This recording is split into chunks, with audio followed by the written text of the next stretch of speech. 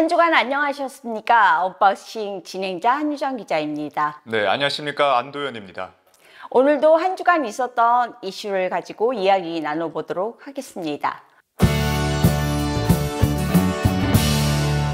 정창호 국장님 나오셨습니다. 네, 안녕하세요.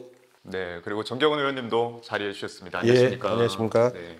네, 벌써 11월 달입니다. 이제 올해도 얼마 남지 않았습니다. 근데 이번 달에는 정말 굵직한 정치적인 일정들이 많아요. 2일에는 민주당에서 국정농단 대규모 집회가 예정되어 있고, 4일에는 또 국회에서 대통령의 시정연설이 지금 예정되어 있습니다. 근데 31일 날 전 국민이 우려했던 그 대통령의 육성녹취록이 터졌습니다.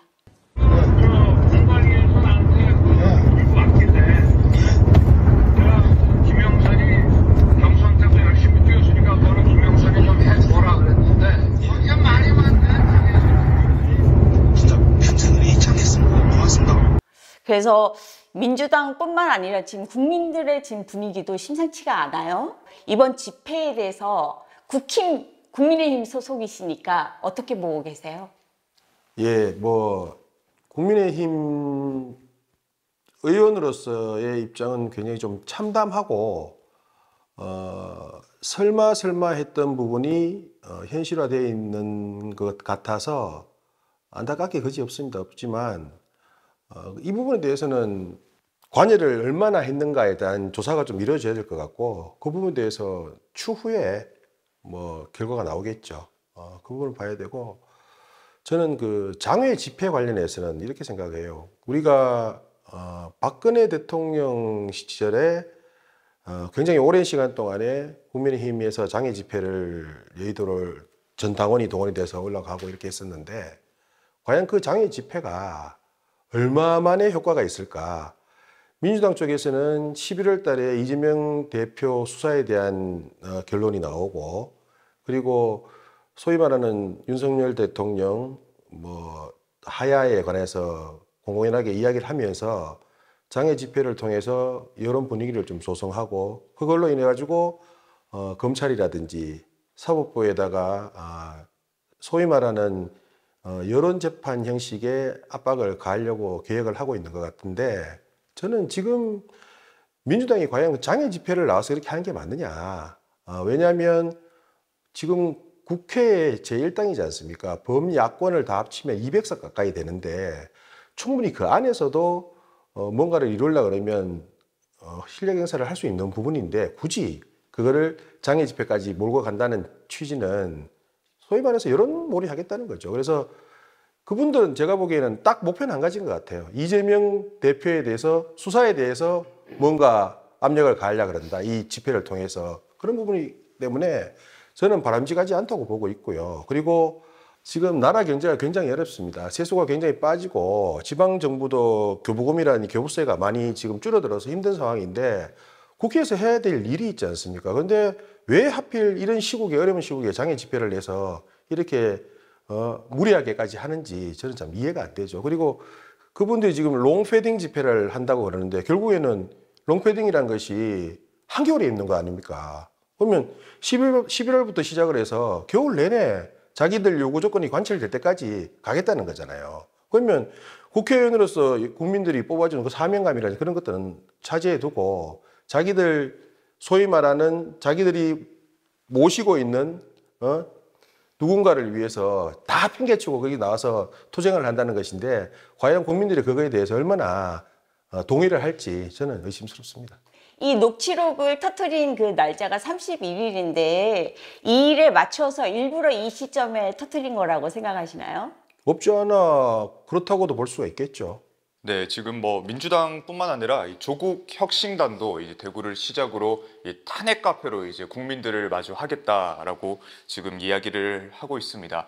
국장님, 과연 이러한 정책적 행보가 이 박근혜 대통령 정권 때 이 촛불 집회 이후로 범국민적인 규탄 대회나 그리고 또 탄핵으로까지 좀 이어질까요? 네, 민주당을 필두로 하는 야당들이 과거 박근혜 정권 당시에 최순실을 고리로 한 대통령 탄핵을 승사시켰지 않습니까? 아마 그 추억에 빠진 것 아닌가 싶은데요. 그때와 지금은 상황이 많이 다릅니다.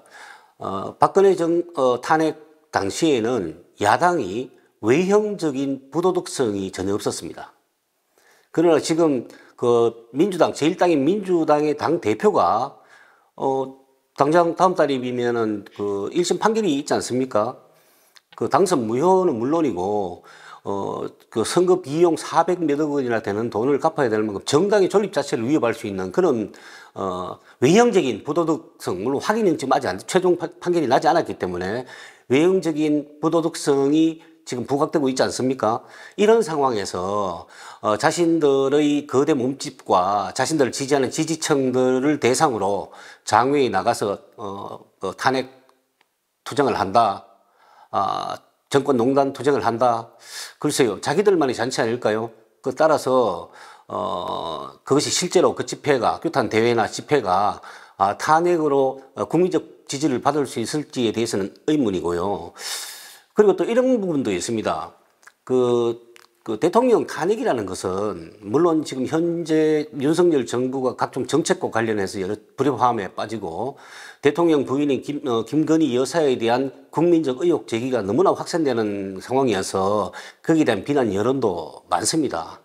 그러나 비난받는다고 해서 전체 국민들이 뽑은 대통령의 탄핵을 그렇게 쉽게 오르락내리락 할 수 없는 일입니다.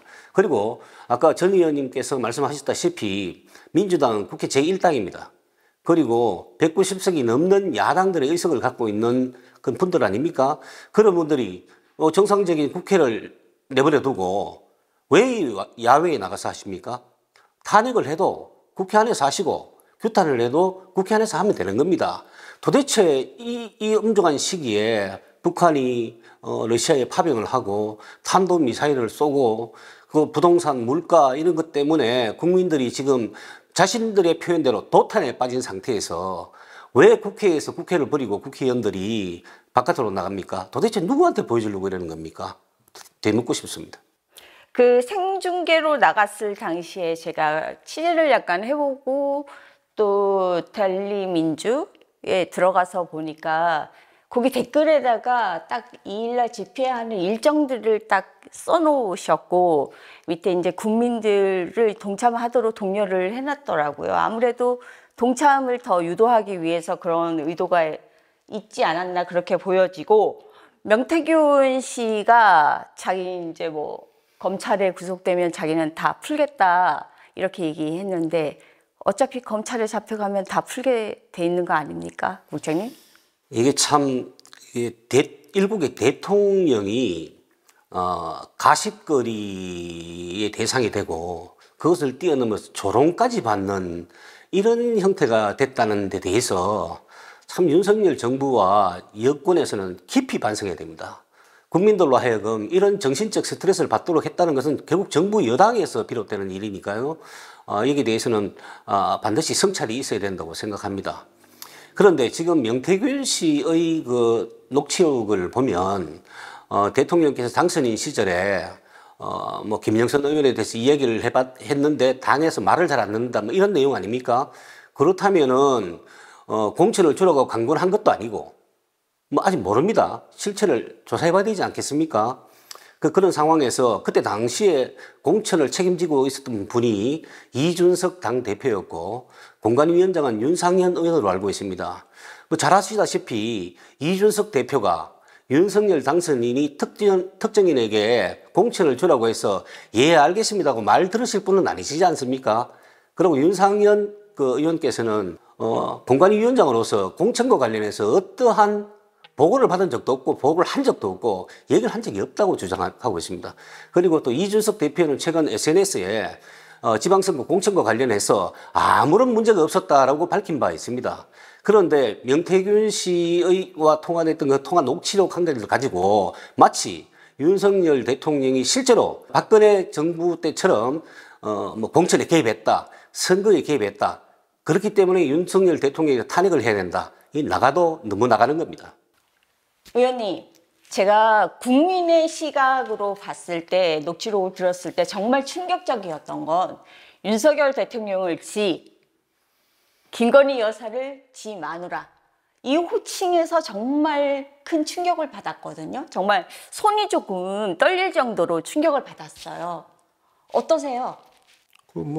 그분이 표현하는 방식인데, 이 명태균 씨가 뭐 지라 그러고 지마누라 그러는 거는 그분 평소에 대화하는 그 내용을 보면 그렇지 않습니까? 그 사람은 다 자기가 친한 사람이고 다 자기가 다 만들어줬고, 그래서 자기가 다 함부로 할 수 있는 사람으로 이야기를 하는 거예요. 그래서 그런 거에 대해서는 그 사람 수준이라고 생각할 수밖에 그 없습니다. 사람의 허세다. 예, 예.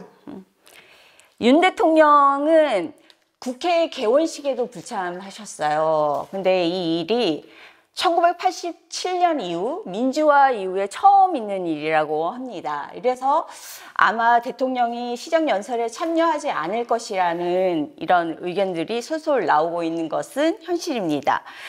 또 시정연설 하실 경우에 지금 녹취록도 터진 마당에 민주당이 가만히 있을 거로는 보여지지 않아요. 아무래도 그 대통령 입장에서는 아무래도 무척 조금 모욕적인 그런 상황들이 연출되지 않을까 싶습니다.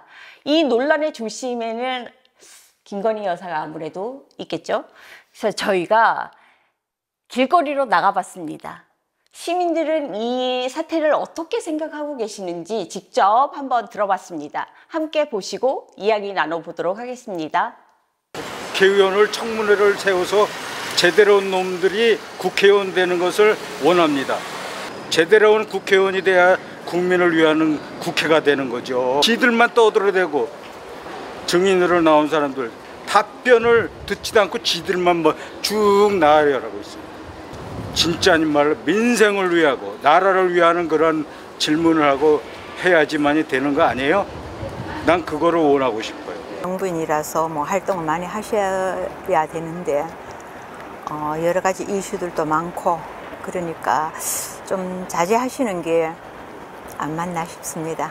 글쎄요, 잘 모르겠네요. 그냥 뭐 그렇게 썩 좋게 생각은 안 하고 있는데. 저는 원래 사실 대통령 영분 이름을 잘 모르는데 이번에 그분 이름은 정말 많이 눈에 보이더라고요.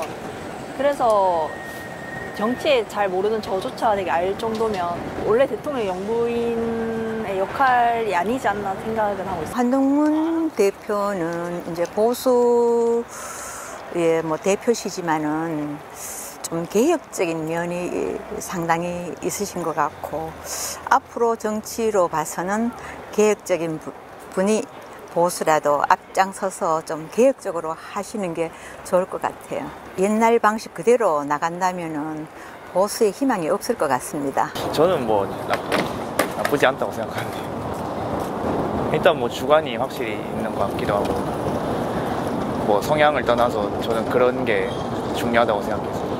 되게 현재 거부권을 너무 자주 행사하시는 것도 그렇고 그게 국회에 대한 뭔가 약간 삼권 분립 장치로는 알고 있는데 그걸 너무 자주 행사하시는 것 같고 지금 최근 의대 증원이라든지 뭐 특검법 그런 것에 대해서 자기 권한을 너무 자주 사용하고 있다는 생각이 듭니다. 대통령님으로서 좀 국민의 의견을 좀 반영하면 좋을 것 같다고 생각합니다. 자영업자라서 전에 문재인 대통령 때는 자영업자가 좀 힘들었던 것 같아서 투표는 그렇게 하기는 했는데 잘 모르겠습니다. 여론이 너무 안 좋은 것 같아서 뭐 바라는 건 많은데 바라는 대로 아무것도 안 되는 것 같아서. 윤 대통령을 찍었거든요. 너무 독단적이지 않나 싶습니다. 김건희 여사의 남편이기도 하지만은 대통령이잖아요. 그래서 너무 부인을 감싸기보다는 좀 국민이 원하는 방향으로 흘러갔으면 좋을 것 같아요. 한 여자의 남편으로 머무르고 싶었으면 대통령을 안 하셔야죠. 국민만 좀 더 바라보시고 국민의 목소리도 듣고 너무 용산에 또 친윤의 말씀만 듣지 마시고 뜬소리도 좀 들으시고 폭넓게 국민을 바라보고 정치해 주셨으면 하는 국민의 한 사람으로 바람입니다. 예전에는 그래도 좀 긍정적인 편이었었는데 지금은 부정적이라고 봐야 되지 않을까요? 그러니까 뭐 제일 처음에 말씀하셨던 뭐 김건희 여사랑 같은 맥락이라고 생각하는데요. 정치권에 관심은 잘 없지만 요즘 논란이 많다는 건 잘 알고 있습니다. 많이 큰 논란이 되고 있다고 생각합니다. 좀 더 좀 좋은 정책을 내놓았으면 좋겠습니다. 저도 선거 때 했던 공약처럼 좋은 결과를 나왔으면. 정신 차리고 일 똑바로 합시다. 네, 10대부터 70대까지 다양한 이제 대구 시민분들의 의견을 좀 들어봤습니다. 함께 해주신 모든 분들께 감사 말씀드립니다. 자, 두 분 좀 어떻게 영상을 보셨을까요? 의원님께서는 어떻게 보셨습니까? 답답합니다. 답답하고 우리 시민분들께서 하시는 말씀이 정답이라고 생각을 하고요. 이구동성으로 하시는 말씀들이 김건희 대통령 부인에 대한 이야기를 많이 하시면서 굉장히 우려를 많이 하시고, 저는 아까 70대 우리 여사님께서 하신 말씀 중에서 김건희의 남편으로 살 것인지 아니면 대한민국 대통령으로 살 것인지를 잘 판단을 해야 된다, 이렇게 말씀하신 부분이 지금 현 시점에서는 가장 정확한 비유이시고 표현이신 것 같아요. 그래서 대통령께서 지금 한동훈 대표를 독대하시고 나서 그 이후에 분위기 자체가 김건희 여사에 대한 대외 활동 자제라든지 이런 부분에 대해서 조금 언급을 하셨고, 도이치 사건 관련해서도 그 당시에 이제 문제에 대해서도 사과의 말씀을 좀 하셨는데, 저는 이렇습니다. 물론 그 부분에 대해서 잘못한 부분은 과감하게 좀 인정을 하시고 뭔가 새로운 청사진을 보여주시기 위해서 지금 여러 가지 정책적인 이슈라든지 경제적인 이슈라든지 국제적인 관계 이슈라든지를 말씀을 많이 하시는데, 그런 것들이 지금 다 묻혀서 그냥 가고 있으니까 그 부분이 좀 답답해요. 그래서 그 부분도 우리 국민들한테 좀 잘 전달이 되었으면 좋겠다는 생각을 갖고 있습니다. 국장님께서는 영상 좀 어떻게 보셨을까요? 네, 대구 경북이란 곳이 국민의힘의 전통적인 지지 텃밭입니다. 이런 곳에서 다수의 시민분들이 좀 전에 그 영상에서 나타나는 그런 민심을 비친다는 것은 아주 커다란 경보음으로 들어야 됩니다. 이런 경보음에 응답하지 않으면 국민적 지지를 받을 수가 없죠. 그래서 지금부터라도 정부 여당이 국민들의 소리를 가슴에 새기고 그렇게 자정 활동을 해야 됩니다. 스스로 변하지 않으면 외부에서 충격이 옵니다. 그것이 탄핵이 됐든 아니면 정당의 지지 저하가 됐든 정부에 대한 불신이 됐든 외부에서의 충격파가 오기 전에 스스로 자정하기를 그런 바라는 마음입니다.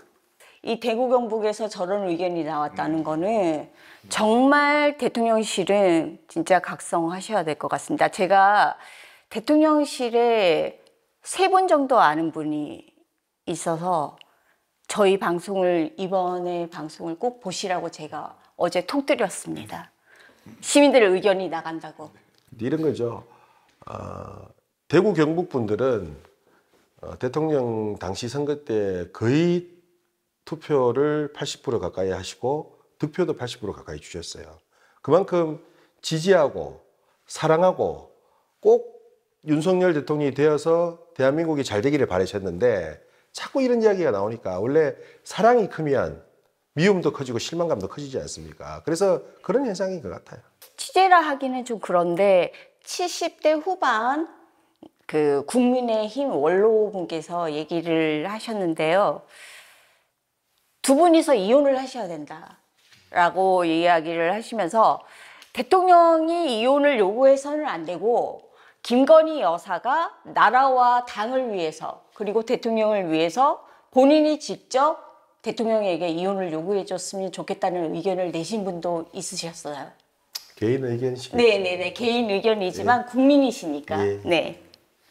네, 이렇게 이 시민들의 목소리에서 느껴지듯 지금 현 대통령의 낮은 지지율과 그리고 당정 내 갈등 속에서 이 여당은 또 비판의 목소리가 또 많이 모이고 있습니다. 전 의원님, 이런 상황 속에서 이 대통령께서는 이 앞두고 있는 시정연설 직접 하시리라 좀 예상이 될까요? 하신다면 어떤 내용이 주로 다뤄질지. 지난 9월 국회 개원식 때 참여를 안 하셔서 지금 11월 시정연설에 대해서 이야기를 하시는 것 같은데, 저는 하실 거라고 생각을 해요. 왜냐하면 박근혜 정부가 들어서고 나서 대통령이 국회에 와서 예산 전에 시정연설을 하고 하신 게 벌써 10년이 지났습니다. 윤석열 대통령도 취임하시고 나서 2003년도, 23년도, 24년도 시정연설을 하셨고, 근데 그 당시에 민주당 의원들이 악수도 거부하고 그만두라고 이야기를 하고 굉장히 모욕을 줬었어요. 근데 정당 논리였고, 그 당시에는 또 그네들이 그 다음에 또 총선이 있었기 때문에 소위 말해서 이제 공천을 받기 위해서 과잉 충성을 하는 모습들을 보여줬다고 생각을 하거든요. 근데 대통령이 전체 우리나라 국가 예산을 민의 장인 국회에서 설명을 하고 거기에 대한 협조를 구하는 거는 개인에 대한 뭐 모욕이라든지 아니면 가족에 대한 공격이라든지 그런 부분하고는 또 별개로 생각을 하셔야 되는 거죠. 국정을 이끌어가기 위해서는 또 협치도 구해야 되고 협조도 구해야 되고 양해도 구해야 되고 설득도 해야 되는 부분이 있기 때문에 어떤 현상이 벌어질지는 모르겠습니다만은 그런 것들을 이겨내고 시정연설을 가셔서 하셔야죠. 그렇게 해야 된다고 생각하고 용산 계시는 참모분들도 대통령께 그 부분에 대해서 강력하게 좀 이야기를 하셔야 된다고 생각을 합니다. 대통령께서 시정연설을 하시는 거는 25년도에 어떻게 살림살이를 나라를 꾸려가겠다는 말씀이신데 그거를 의원들한테만 얘기를 하시는 게 아니지 않습니까? 국민들을 대상으로 얘기를 하는 건데 그거를 방해한다는 거는 민주당 측 의원들도 국민들이 들을 길을 막는 거나 마찬가지인 일이라서 저는 그거는 너무 도를 넘으면 안 된다고 저도 개인적으로 국민으로서 생각을 하고 있습니다. 자, 지금 국민의힘은 윤한 갈등에다가 추한 갈등에다가 근데 예산 정국이 또 다가오고 있어요. 근데 이 지역 의원들 입장에서 봤을 때는 그 원내대표의 뜻을 갖다가 정면적으로 이렇게 딱 거부할 수는 없는 게 현실입니다. 그죠? 윤석열 대통령과 한동훈 대표의 갈등에 대해서 최근 말들이 많고 언론에서 상당한 비중으로 다루고 있는데요. 현직 대통령과 현직 여당의 최고 대표자가 갈등을 일으키고 분열상을 일으킨다. 이것은 비단 정부 여당의 비극이 아닙니다. 대한민국의 비극입니다. 야당도 이재명 대표가 그 각종 사법적 리스크에 시달리고 있는 것은 그것은 이재명 대표의 개인적 비극이 아닙니다. 대한민국의 비극입니다. 왜 그런가 하면 대한민국이 잘 돌아가려면 정부와 여당의 협력관계도 중요하고 야당과 여당의 협력관계도 굉장히 중요한 겁니다. 그런데 여당과 야당의 관계는 그렇다 치더라도 정부 여당이 출범한 지 2년 반 정도 지난 시점에 저렇게 불협화음을 내고 있으니 어떻게 대한민국이 잘 돌아갈 수 있겠습니까? 여기에 대해서는 윤석열 대통령께서도 이 부분에 대해서 좀 생각을 해보셔야 되고요. 한동훈 대표께서는 아마 그럴 겁니다. 자기는 맞는 말을 하고 있고 그렇게 해야만 국민의힘이 다시 국민적 신뢰를 되찾고 차기 정권을 또 도출할 수 있다 이렇게 믿을 겁니다. 그러나 대통령과 여당 대표의 갈등이 불거지면 불거질수록 국민적 신뢰는 바닥을 칠 것이고 신뢰도 떨어질 것인데 어떻게 정권 재창출이 됩니까? 그래서 이 부분에 대해서는 두 분께서 한번 스스로를 잘 돌아보시고 생각 좀 해보셔야 될 거 아닌가 이렇게 생각합니다. 김건희 여사는 어떻게 정리돼야 될까요? 김건희 여사는 아까 그 시민들의 인터뷰 중에서도 나왔습니다만은 대한민국의 대통령이 될 것인가, 김건희의 남편으로 살 것인가에 대한 결정을 해야 됩니다. 그 결정 누가 합니까? 국민이 시킵니까? 국민이 시킨다면은 그것은 결국 탄핵으로 가는 길 아니겠습니까? 대통령 스스로 결정하셔야죠. 그리고 김건희 여사가 이때까지 해왔던 일들 중에 대한민국 법이 규정하고 있는 위법성이 있다면 당연히 대통령도 처벌받는 그런 세상인데요. 요즘 대통령 부인이 어떻게 처벌을 면할 수 있습니까? 당연히 처벌해야 되죠. 그러나 위법적 사실과 의혹은 구분돼야 됩니다. 의혹이 있다면 철저하게 수사해서 그러한 의혹이 위법하다면 그게 사실로 드러나면 당연히 처벌하고 그렇지 않다면 이런 논란은 불식돼야 되죠. 근데 제가 당 이야기를 조금 하면 추한 갈등에 대해서 자꾸 이야기가 나오는데 저는 이렇게 생각을 해요. 왜냐하면 당대표가 있고 원내대표는 국회의원들의 대표예요. 대표의원이거든요. 그러면 국회에서 뭔가 의사결정을 한다든지 하는 거는 현직 당대표가 지금 의원이 아니지 않습니까? 신분이. 전체적으로 당대표가 당을 이끌어 가기는 하지만 이 원내대표하고도 충분히 상의를 하고 서로가 합의점이 돼서 공통된 목소리가 나와야 된다고 생각해요. 근데 특별감찰관 제도를 비단 예를 들어 보면 당대표는 특별감찰관 제도에 대해서 이제 해야 된다고 이야기를 하는데 원내대표는 원내의 상황이기 때문에 원내에서 결정을 하겠다 이렇게 이야기를 했거든요. 자, 그러면 당에는 최고위원회가 있고 그 최고위원회 안에는 분명히 현직 국회의원도 있고 의원이 아닌 분도 계셔요. 근데 이 최고위원 안에서도 지금 의원이 아닌 분들도 당대표의 발언에 반대적인 이야기를 하고 있고, 자, 그게 그냥 뭐 윤석열 대통령의 하수인이냐? 이런 건 절대 아니거든요. 왜냐하면 당대표라는 자리에 있으면 어떤 자리입니까? 이게 화합하고 같이 뭉쳐서 그렇지 않아도 야당에 비해서 현저하게 적은 의석수를 가지고 싸우고 있는데 당대표가 원내대표를 잘 품어야죠. 근데 그렇게 하지 않는 부분이 너무나 지금 아쉽고 그렇습니다. 지금 국회의원들 국감 이제 예산이 곧 들어가지만 그 기간 동안에 야당의 공세에 얼마나 지금 대응하고 잘하고 있지 않습니까? 근데 그 부분에 대해서 당대표란 분이 이렇게 좀 아울러서 가실 생각은 안 하고 자기가 너무 튀려고 하는 그런 모습들이 저는 국민들이 보기에도 굉장히 좋지 않다고 보고 있고, 홍준표 시장께서 페이스북을 통해서 계속 이야기를 하고 있지 않습니까? 그 부분도 너무 기분 나쁘게만 듣지 말고 본인이 한번 보시고 좀 겸허하게 좀 생각을 하셔야 된다고 나는 생각을 해요. 지금 이 시기가 오세훈 시장께서 딱 활동을 해야 될 시기라고 판단을 하신 걸까요? 자, 오자 회담에 참석하신 분의 명단을 보면 뭐 오세훈 서울시장님, 그리고 권영세 김기훈 의원님, 나경원 의원님, 박형준 부산시장님 이렇게 참석하셨는데요. 이 중에 이들 네 분은, 권영세 의원을 뺀 네 분은 친윤도 아니고 비윤도 아닙니다만은 권영세 의원 같은 경우는 친윤 의원으로 분류가 되시는 분입니다. 그런데 이분들이 공동성명을 냈는데 공동성명의 내용은 크게 두 가지입니다. 대통령실이 지금 현재까지 불거진 모든 현안에 대해서 결자 해지를 하라는 것이고요.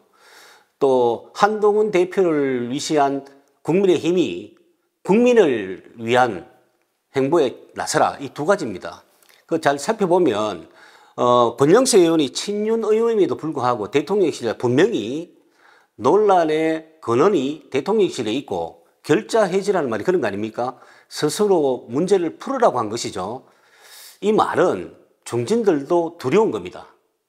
지금 특단의 조치를 취하지 않으면 민심으로부터 외면당하고, 더 나아가 지금 야권에서 주장하고 있는 탄핵, 혹시 거기까지도 갈 수 있다는 두려움이 깔린 겁니다.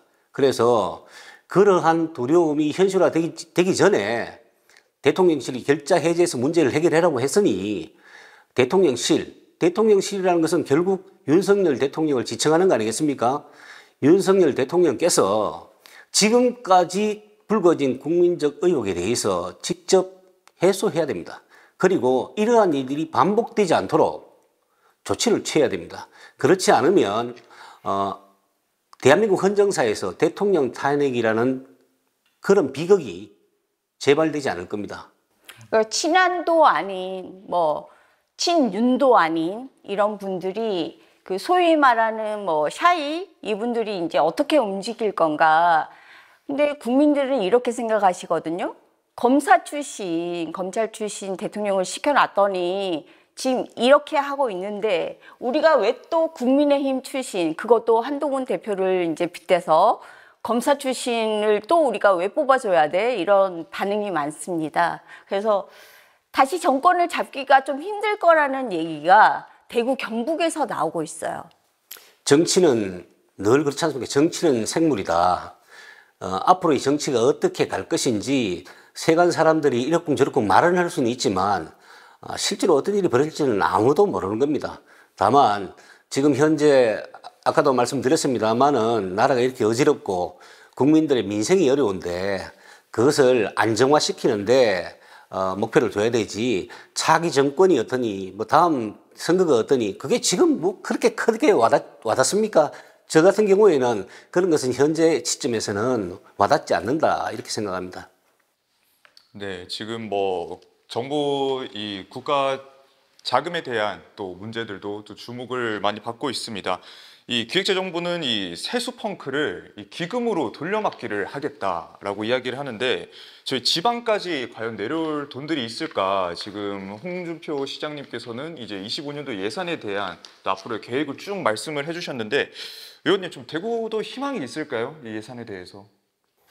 전체적으로 국가 세수가 한 30조 정도가 지금 덜 거쳤고요. 거기서 지방에 내려오는 교부세하고 교부금이 있는데 대구가 지금 교부세는 한 800억 정도, 그리고 교육교부금은 한 3천억 정도가 지금 펑크가 날 것 같아요. 그래서 얼마 전에 기재부에서 각 시도의 기획조정실장들을 다 이렇게 회의를 소집을 해서 상황이 이렇다. 그래서 불효불급한 SOC 사업이라든지 급하게 시행될 사업들을 제외하고는 최대한 좀 미뤄라. 그리고 그렇게 이야기를 했는데 대구가 이제 저희가 다음 11월 6일부터 행정사무감사하고 예산이 들어가는데 벌써 지금 각 지자체에 내려갈 사업목들이 많이 지금 줄었어요. 그래서 대구시에서 재정점검단을 통해서 시장님한테 최근에 보고한 내용을 저희가 들어보면 한 3천억 정도 사업비를 삭감을 해서 지금 진행을 하는 걸로 알고 있고, 지금 굉장히 좀 어려운 상황이기 때문에 그 각 지자체에서도 지금 우리 꼭 필요한 이제 사회복지라든지 교육도 뭐 공개무상 교육이라든지 이런 재원들을 제외하고는 많이 줄이려고 지금 노력을 하고 있는데 내년에 굉장히 좀 힘들 것 같습니다. 네, 국장님께서는 지금 그 세수 펑크에 대한 지방 예산 어떻게 생각하십니까? 어렵죠. 지금 전국의 지자체가 모두 어렵다고 하는데요. 그래서 대구시와 경북도가 내년도 예산 확보에 총력을 다 기울이겠다는 거 아닙니까? 그 뭐 너무나 당연한 얘기죠. 다만 전체 그릇이 재원이 한정돼 있는데 대구 경북이 총력 대응한다고 해서 대구 경북만 원하는 대로 예산을 받을 수는 없는 노릇 아니겠습니까? 따라서 예산 확보도 중요하지만 지금까지 그 확보된 예산이 제대로 쓰여졌는가, 그리고 쓰여진 예산에 비해서 그런 정책 효과가 제대로 이루어졌던가를 잘 평가하고 또 살림살이를 잘 살 수 있도록 허리띠를 졸라매는 것 또한 내년 예산 확보에 못지않게 중요한 거 아니냐 이렇게 생각합니다. 국장님이 보시기에 대구의 지역 의원들의 예산 확보의 능력 점수를 주신다면 한 100점 만점에 얼마 정도 주시겠습니까? 요즘 뭐 언론이나 토론에 가면 점수 매기시는 걸 굉장히 좋아하시는데요. 어떤 특정인에 대한 점수를 매기려고 그러면, 매기려고 그러면 그분들이 해왔던 일들을 다 제가 가지고 평가해보고 분석해보고 이제 답을 해야 되는데요. 제가 그 정도로 그분들에 대한 자료를 갖고 있지 않습니다. 다만, 지금까지 대구가 31년째 GRDP가 전국 꼴찌입니다.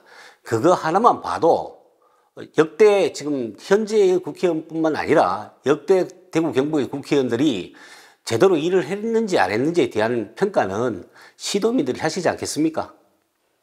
저희가 준비한 내용은 여기까지입니다. 정치인들에게 제가 한마디 올리겠습니다.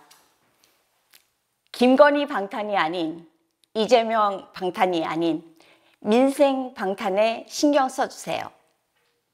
네, 다음 주에도 한 주간 이슈를 가지고 인사드리겠습니다. 시청해 주셔서 감사합니다.